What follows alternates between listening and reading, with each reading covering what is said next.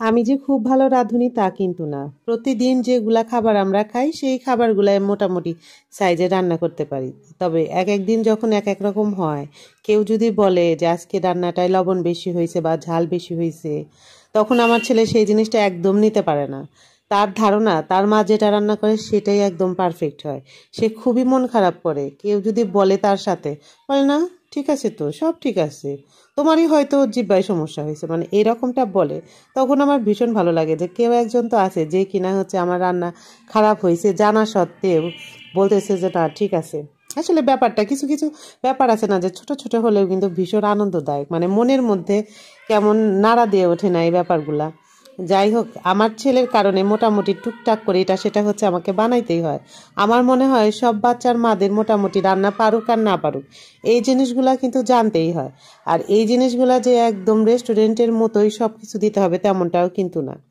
যেরকমটা আজকে আমি হচ্ছে চিকেন পাকোড়া বানাবো, আমার কাছে যে সব ধরনের মশলা আছে তা কিন্তু না। আমি মোটামুটি হচ্ছে আমরা রেগুলার যে রান্নার জন্য মশলাগুলা ইউজ করি সেই সব মশলা দিয়েই হচ্ছে রান্না করব।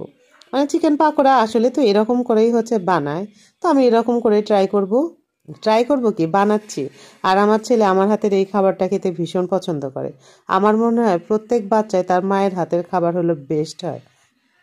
তো এখানে তো যত ধরনের মশলা হচ্ছে ছিল সব রকম মশলা দিয়ে সরিষার তেল দিয়ে মেখে রেখে দিব। দেখেন কালারটা যে কি সুন্দর হয়েছে, দারুণ হয়েছে। ডিপ ফ্রিজে রেখে দিয়েছিলাম প্রায় হচ্ছে 5-6 ঘন্টার মতো, কারণ দুপুরে রান্নার ফাঁকে হচ্ছে আমি এটা মেখে রাখছিলাম। ঢাকনা খোলার পরে এত সুন্দর একটা স্মেল আসছে, আপনাদের কি বলবো। আসলে এই স্মেলটা একদম মিক্সড একটা স্মেল।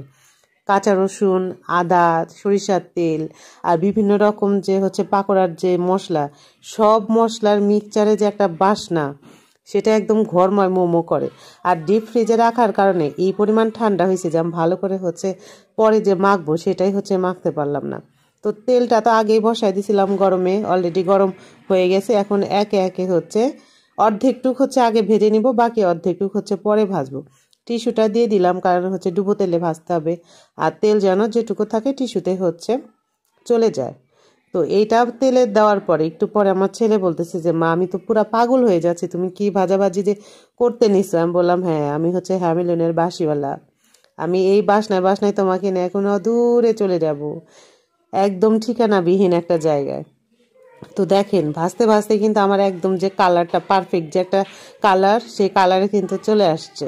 হয়তো ক্যামেরায় বা মোবাইলে কিরকম দেখা যাচ্ছে জানি না, আমার ছেলের খাওয়ার এক্সপ্রেশন দেখেই বুঝতে পারবেন যে আসলে কতটা ইয়ামি হয়েছে।